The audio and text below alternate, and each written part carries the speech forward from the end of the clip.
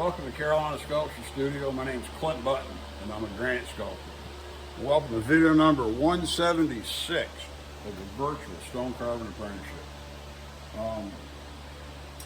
Well, everything looks good this morning. I did a couple of things I wanted to point out. There's a riffler in here with Dario's clay tools that I said was worn out. Well, it wasn't, it was just packed. And so I put it in the cabinet, you know, the walnut shelf cabinet I've got, and blasted it clean to clean it up. And I also took this can was a third full of dust. And Dario didn't work like that. They had suction, you know, they had air conditioning, the air was cycling. They didn't live in a cloud of bomb of dust. That was all from after they were done. So there had been so much dust in that building that wasn't managed properly that it had filled this can up, you know, a couple of inches, just like it was all over the whole building. So I dumped it out and made sure there weren't any other tools in there. And I went ahead and I dumped that in my floor and raked it in, so now I've got their dust in my floor and, you know, communion kind of whatever. And I wiped the tools off. And there's some in here that are probably store-bought because they're like perfect. But there's a bunch of them that are made. And I was looking at them and you can see the tooth marks on them from using a rasp or riffler to make them.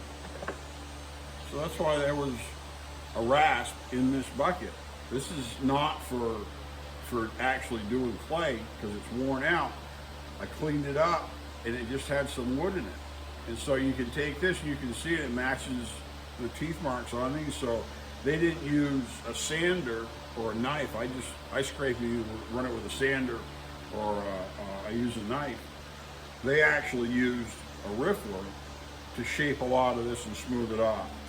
So, you know, just cool little trivia stuff. But what I've got to do now, before I put these back together, is I want to take and go through each one of them and just clean them. Because there's a fair amount of clay left here, and I want to clean it and I'll put it back in my bucket. I also want to see where there's variations in the surface that might key, and I may have to trim them off with the knife, because like there's a little bubble right here. It's kind of like, I don't know, like a wart. And the more you do this, the more you're going to start to be able to understand the perspective or the attitude of what you're looking at. I know that this is underneath, this isn't critical, but I also know that that piece sticking up, because it had clay caught under it, it's going to do the same thing with plaster. And I don't want that. If that hangs up with the plaster, then I've potentially got problems. And I don't want to break my plaster. I want to keep my plaster very intact. And from a fabrication standpoint, and when I say fabrication, I'm talking about when you do your clay, when you're sketching up, it's real tempting. Okay, see, and this is an argument point that's related to how you produce the work. Giuliano was very adamant that you took the tool and you took a piece of clay and you put it on. Dab, dab, dab, and you build everything up. And that's how you model in clay, okay? And yeah, great, cool, I get it. I think as a carver, I don't think as a modeler. I look at a mass and I say, wow, what can I fit in there? And I understand that because of I reduce things, I take it away. And so that's how I see it. So I'm apt to overbuild something and then, to a certain extent, carve it or cut away material in order to produce the positive shape that I see. And there's a benefit in doing that in terms of these pimples and these inclusions in this mold, because when you, and this may go back to the fact that you used to only be able to do a waste mold, you never could do a silicone mold because they just didn't have rubber molds, 100 or however many years ago. They just didn't do it. You need to understand that when you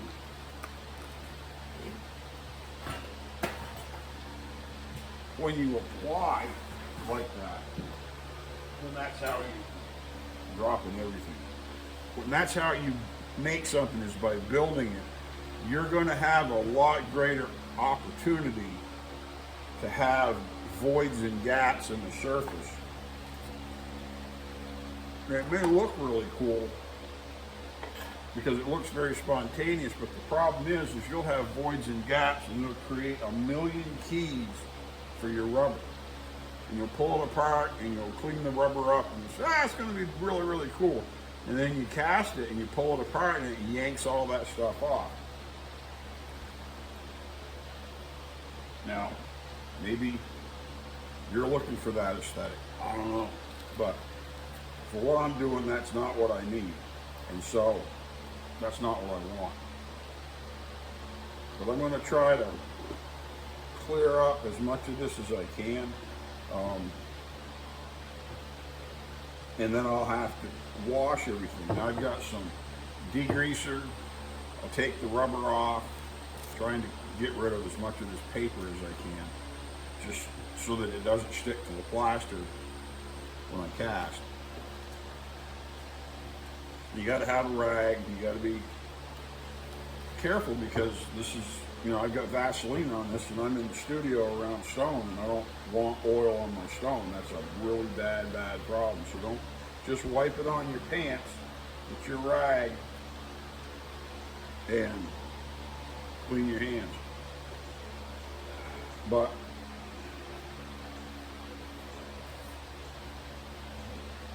once I get this cleaned off, I'll pull this off and I'll probably show you. And I've got some degreaser, and I'll spray this and I'll try to clean it with a relatively soft brush to try to get rid of as much of the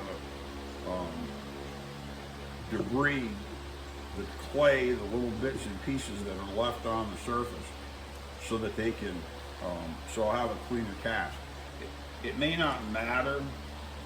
I like to gesso when I'm working. I like to coat it as much to protect it later on,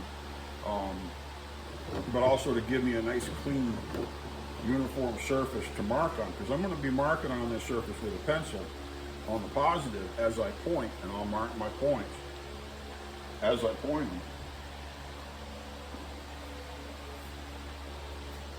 And so I want to be able to have a clean, consistent surface to mark on. And by painting it with gesso, it seals the surface a little bit, and it works just a little bit better. Gesso is just white paint. You can use like glue, like a diluted Elmer's glue or wood glue, just a white glue. It just seals it up. And I also like having it sealed because I'll hang them on the wall, and the less porous it is, the less likely it's going to get moldy, because some old models will get moldy, and once they start getting moldy, you really can't clean it, and it's apt to be able to bloom through a coat of paint unless you do something pretty rugged. So, but I'll work on these, work on one and then work on the next one. I want to make sure that I'm fairly clean around my holes. because I'll have to come back and, you know, put my nails, my pins through them. And I want to be sure that everything's clear. And they don't have anything that's going to foul it, because that's part of my alignment. Okay? So, all right. Be back in a bit. As you're cleaning this, it's important to work it from one side and then turn it all the way around and look at from the other side, because there'll be, sometimes it's really surprising, there'll be a really big piece that you never even saw, that you didn't get, that you totally missed, and because of the way the light is and whatever else. So it's really important to not just work it right here from this side and just do this little bit and then move it around in front of you to where you can reach it, because you're better off to work the whole thing and then turn it around and do the whole thing and see what you missed, because invariably there'll be some things that you missed. And trimming off keys, you know, like I was taking a knife and trimming some stuff, you got to be really careful with that.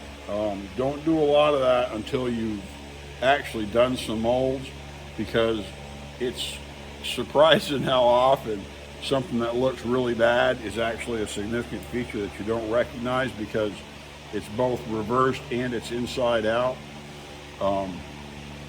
And you just cut away something that you needed to have. The more you do this, the more adept you will become of being able to see shapes in a way that doesn't make sense, but they still make sense to you, because like I said, they've been turned around backwards and they've been turned inside out, because that's what you're looking at with all of this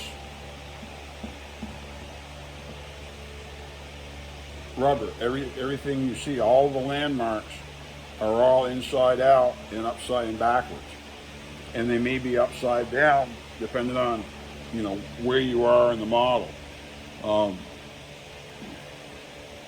It's also really important.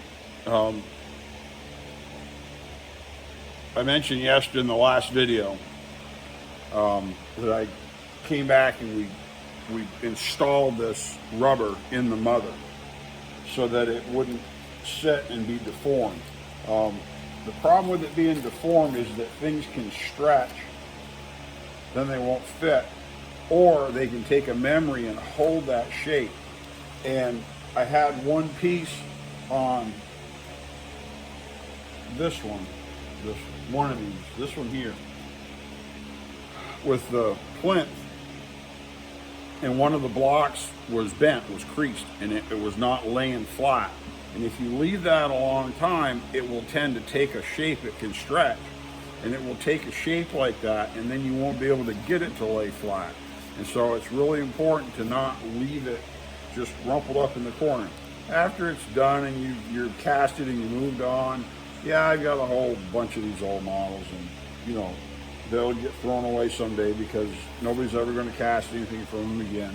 I'm not going to turn into Michelangelo or Picasso or something. Everybody says, ooh, I want a button. No, I ain't going to do that. I don't see that happening, because this is just what it is. But while you're still working with this, you know, because the reason we did a rubber mold is so that if something happens, I can cast another one and not be in a bad situation. And so for this initial period at least, I want to take care of it.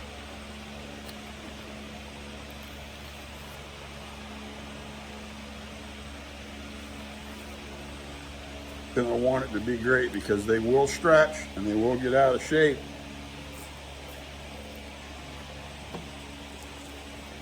And then they won't work right. Okay.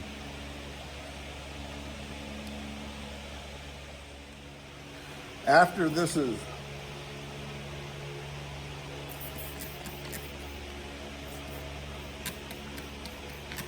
after you get this clean, you spray it with some solvent. Now, you don't have to go to town. I'm just putting a little bit because I still got it on the mother. I'm gonna scrub it just a little bit and then take it off and go over to the sink. But I like a long bristled brush.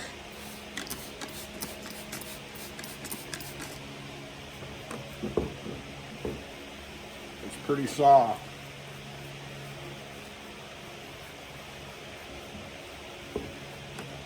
And it won't come perfectly clean usually. I mean, if you want to really spend a mess of time on it, you can, but there's a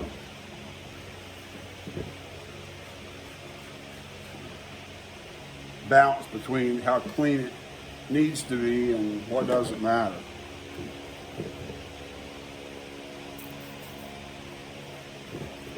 You don't have to do this if you just want a model and you just want it done. You don't have to clean it that much, but I want to do everything I can to ensure that I get a great result.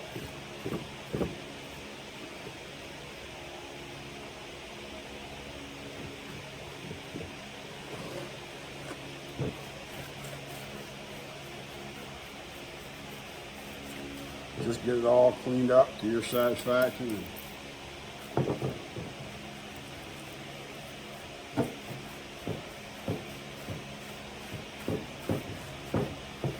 Now some of the clay, like on the front, there's more of a coating of the clay because I released it pretty hard and I used soap, and the soap dissolved the surface of the clay, and then it dries and it sticks to the rubber. So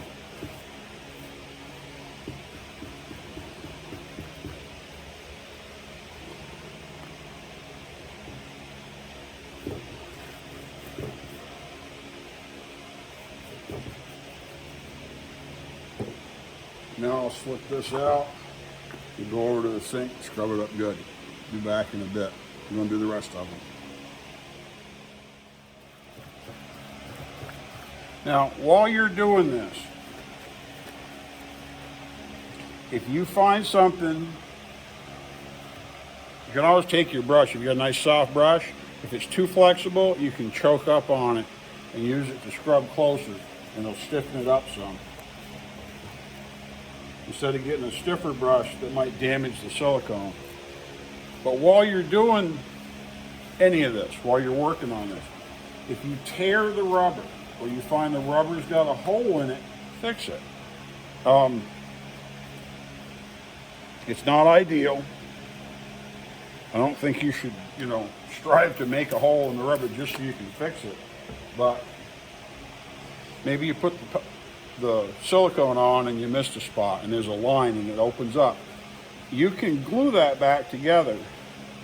Remember, if you have a raised area on this surface, it's going to make a dent in your model. But you're carving the model. You can carve anything you want. This is just a reference. This isn't the absolute. This isn't the finished product. So if you need to make something different, change it, fix it, whatever, do it. You're in charge. And every time you do one of these jobs, you generally have something that happens that you could do a little bit better. It's just like being in the kitchen and maybe you didn't put the grill marks on this product weren't quite as perfect as the ones you did yesterday. You not throw it away. As long as it's not burned and ruined, you use it.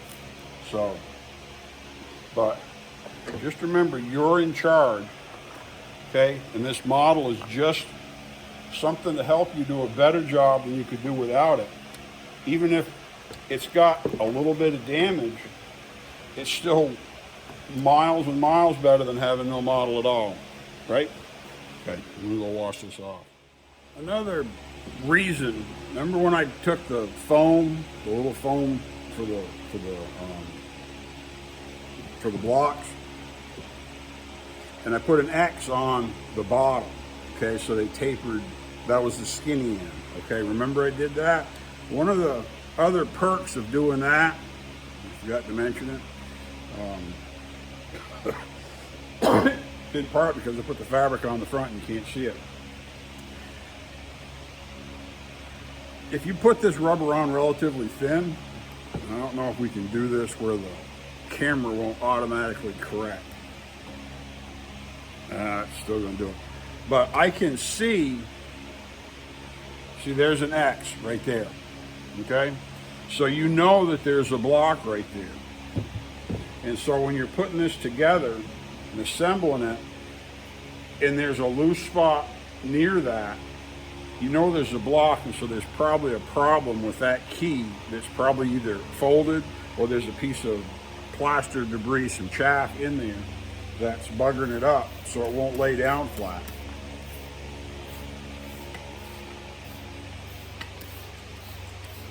Spray this. You don't have to spray a ton on it. This is just a degreaser. But if you soak this paper, the vast majority of the paper that didn't just pull off will rub off as you're scrubbing when you put it in the sink. And getting it off isn't as much of the issue as having it smooth, because you don't want to have any of it balled up. That'll interfere with how it sets together. And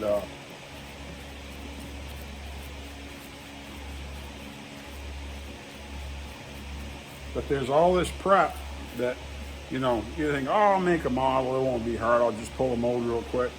Yeah, you can pull a mold real quick, but if you do a good job, it's going to take you more than real quick. You're going to work on it for a length of time, enough length of time that it's billable hours. It's not something you can just throw in for free, and you're going to stretch out the project by, you know, days doing it and servicing it and getting everything ready in order to have a really good result. I like to do this and do a good job because this is portfolio stuff to put up on the wall or display it at an event, and people won't understand. They go, wow, cool, where'd you get that? And you say, I made it. And they'll have that kind of hesitation. And they won't get it.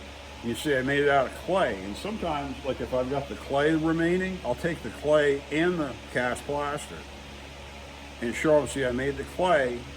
Then, you know, here at the studio, quite often when we have events, I'll have some plaster. I'll have a model, the clay model, the clay, the rubber, and the model that I cast from it, all out so I can show them and see this is the process. And pulled this, I did the clay and I made a rubber mold on it, and I put a mother on it, and I pulled it off, and I cleaned it and put it together and cast it in plaster, and then I carved it in granite. And it'll really wreck their head. Not everybody settles into that real easy. They're like, I don't understand. I thought you did stone. This isn't stone. How did you do that? And you can try to explain. Sometimes it's worth it. A lot of times it's not. But all these little things, like having an X on the bottom, now all of a sudden the X, you can see it. So I know I got 1, 2, 3. I got one block here that ended up turning because the X was, there was a smaller side that fit better. So I got one here, one here, one here, and one here. So I've got my blocks, and I know right where they are. Okay. Okay, everything's washed and cleaned, and let it dry off most of the way, and then reassemble it. Now I got to pick up for the next step. And I didn't get a lot of clay off of these models, off of this mold, but you want to get whatever you can so that, you know, you don't waste it, because, you know, this is part of your equipment. And if you know, lose a golf ball size piece every time you do it, you know, especially if you don't have a lot of clay like I have, it adds up.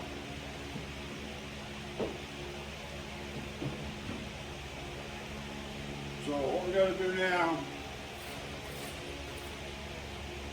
is make some room, get things picked up, and just going to set this out of the way.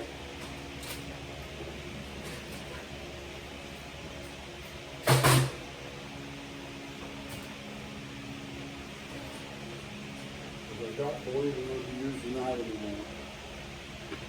And have to get out the next piece of equipment.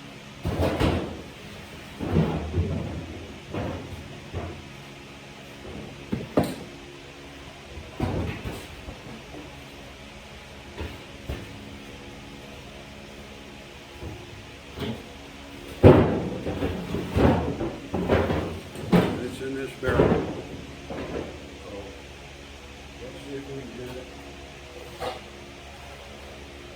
Without working to be photogenic and all pretty. Okay, like I said, I don't like to make these videos way over 30 minutes. Looks like if I do much more on this one, I'm going to be pretty close to it. And so I'm just going to end it here. You know, you'll have to come back for the big reveal, what's in the barrel. No, I'm not trying to do that. I'm just trying to fit, because I don't know how I can start this and have it make any sense in 2 minutes or 3 minutes. You know, it will be 30 minutes. So maybe this video will even be a little bit shorter. But most of this is just really monotonous work, and you just have to keep plugging at it. But it's really cool stuff. I thought, well, you know, we had a moment, I would show these. These are the models that I got from down in the studio. And this one stood out as looking like it was different. And this one's very, very genre correct. I don't know how you can tell, how you can say it, but the way the icon, the way the hands are made, the way the drapery is, this is like how you're supposed to do it. When somebody orders the Sacred Heart of Christ, this is what it looks like. And this looks more like it's done by somebody that does a lot of them, or maybe that does them for a company. And so I hosed it off real quick. This is just a basic bas-relief. You can see where they just swirled it in real quick. They didn't do a fancy background. It's got a hook to hang on the wall. But down here in the corner, it's got the remnants of what looks like the top of an E or an F, and then the top of an R, and then O. And so there's something for text that was there, and this was probably a purchased model from a professional company. I don't recognize the name. The name is not, you know, there's Caproni and DiPrado and A DiPrado that are common. And this one, I don't know what the name is. I'll now have my curiosity peaked and I'll have to keep looking. And as compared to this one that was done down there in the studio, it almost looks like there was text right there, but it's hard to tell. This was something that was done for a specific job. And when you do these, it's important you look at a profile, and I don't know if I ever pointed this out before. When you do a profile, it's important that you can rotate it and look at the entire face, and it should all look right. If you look at this and you rotate this, when I rotate this, see if we can do it on the camera. If I rotate that, can you see how he's got like a dog face? His face is way out. That means that these planes are a little bit too forward. And you'll see that a lot in short square profile release that people do. And it looks really good, but there's something that isn't just, something's just off a little bit. And if you rotate it, and it looks like his mouth is sticking way out, or her mouth is sticking out like a dog's snout, that's the problem. So these planes would be a little bit further back and it would look even better. Okay? Just a little bit of trivia to fill up this last minute of the video. So we should be pretty close to 30 minutes. I'm going to wrap this up and obsess over the origin of this antique model for the next however long. All right? And then I'll be back right away and we'll do another video. My name's Clint Button. I'm a granite sculptor here at Carolina Sculptor Studio with the Virtual Stone Carving Apprenticeship. Thanks for coming in.